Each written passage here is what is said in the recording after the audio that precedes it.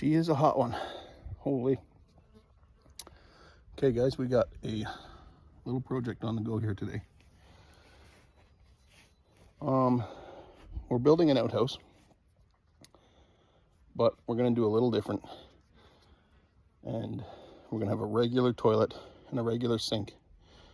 And we're gonna have a water tank up above. And basically what this is here, it's just gonna be a holding tank. And it's gonna be in the ground, behind and below where the outhouse is going to sit.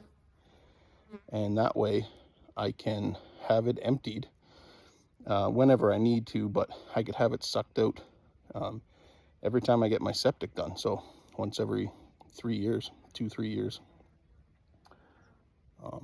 That way nothing's going into the ground. Not that that matters, but it's just a little bit better, I think. We don't have an open hole in the ground, and yeah, you guys know how it is when you get in an outhouse and it stinks. You want to get in there and out as fast as possible. Well, at least this way there won't be any smell. This will all be contained underground, and then the trap in the toilet will trap any smells from coming up. So that'll be a better experience. And we have people here often, and we have get-togethers for certain events. So I want to make sure that it's good for people and they, don't mind using the outhouse. But yeah, so we'll get started. But this is what I've done so far. Basically, I'm wrapping it in good filter fabric, geofabric. That's just so that the earth doesn't push on it too much and it contains it. I'm also going to put on the top as well. It's not going to be below ground too much, maybe 6 inches. I don't need to have it too far underground. The pipe will, it might be a little bit more than that actually. The pipe is going to come out and then in through that lid actually. And yeah, so we'll go from there. So there's the hole. It's about 6 feet deep, and the tote is, I guess it's not 6, it's about 5.5. I suppose I could measure, but just don't care though. Yeah, we're gonna get down here, we'll level out the bottom nicely, and we'll set that tote in, and then we will backfill along the sides, but I'll leave the top open for now because I have to put my connection in. I actually said that I'm going to pipe it in through the lid, but I'm not. That's going to be where I'm going to have a spot to be able to get in there to suck it out. Just ahead of that is going to be where the inlet pipe is. So yeah, I'm going to clean this up a little bit more, and then we're going to drop that tote in. Okay, well, there she is. She's in. I got to get some 4-inch pipe. Thought I had some, and I don't. But I'm going to backfill around it. At least then I can get down there and work easily. Are you guys seeing the flies? Like, holy cow, I've never seen anything like this in my life. They're just regular old house flies. But there's thousands of them. Holy crap. Well, it's another hot one. Holy. Yeah, here we are. So we got the hole cut, we got the flange installed. I changed my mind on this because I had some of this laying down and laying around, and I forgot about it. So that's perfect. I bought a flange for $50 and we're set. Yeah, I got to go get some 4-inch pipe, finish that off. This still has to be glued into place on the flange. Other than that, pretty much ready for backfill. I am going to support the top of that tank, just because those totes are not really all that solid, so I'm going to support that. I think what I'm going to do is, I got some pressure treated. I'm going to put some logs across and support it to the riser, and then that whole thing it won't be able to sit down because it's strong on the outside of it, because it's got the frame. So I can set that right on top of there, and then that center won't cave in on us. So I'm going to do that, and yeah, be ready for backfill here soon. So here it is, guys. First stage complete.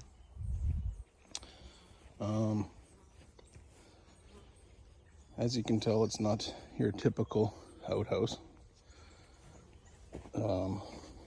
So what's going to happen here is this is going to be just like your same as your house, really. I'll have a tank that'll supply the water to the toilet, and then you just flush into this holding tank. This is going to get used like, I don't know, if 25 people use this in an entire year, I'd be shocked. So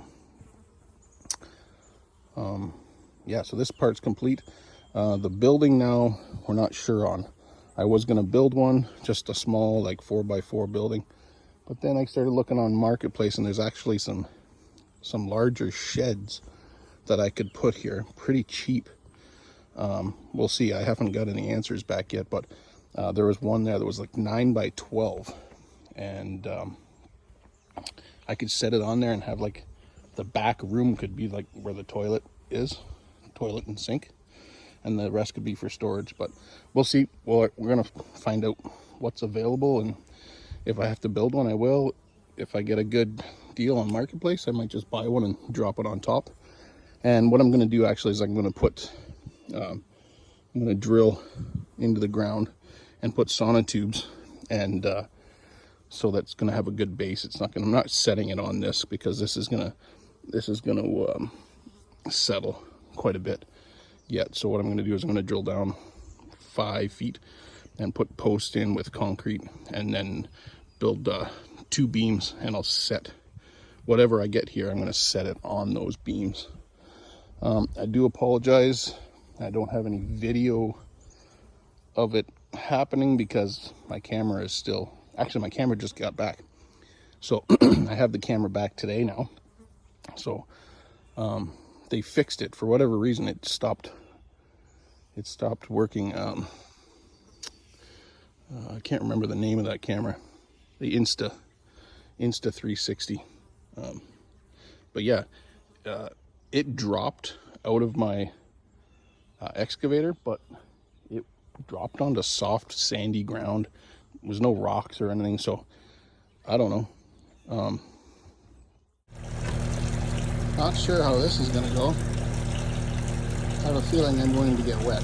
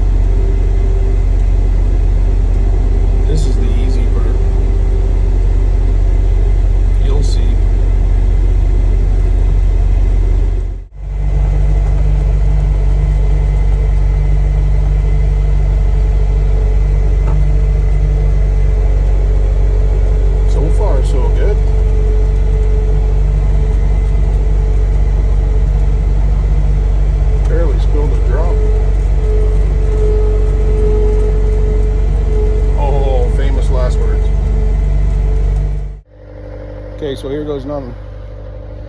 That there is gonna go right up there.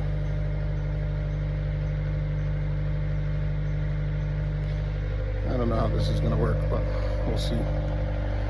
So I could have given you a better video, but basically cut about 2 inches off this barrel originally, and then the top sits right down inside about this much, and it's screwed, as you can see, all the way back around, so it's back on. And then on the top it's got holes all the way around for the water to get in. Okay, so it worked, and it was super easy. I'm pretty shocked, actually. Yeah, not much left to do on this thing, but check it out. There it is. This is connected. There's our holding tank. It's connected up. That hose there goes right to the toilet here. And in about 5 minutes, once I make sure everything's tight and hooked up, we're going to see if it works. Well, not exactly the way I wanted this to work, but wasn't enough pressure in the tank to come up and fill the bowl. It was just really, really slow. So this is how we're doing it for now. So you turn the valve on, water hits the line, you turn it off, water in the bowl, and this will be sitting down just like that. She on. Okay, so it's filling up now. Water in the toilet. I think I'm gonna have to get a little sight glass. I'm not sure. Maybe just put it on the side here, and then be able to see when the water hits a certain point, you turn it off, and then you can flush. I guess if you leave the valve on, you run out of water pretty quick. So some little kinks to work out, but yeah. So I had the lid. I had basically done this with the lid, but right when I was just about to finish drilling the hole, the lid cracked. So whatever, this will do for now. It is just an outhouse. Okay, here's our outdoor toilet getting tested out for the first time. Can I go? Yeah.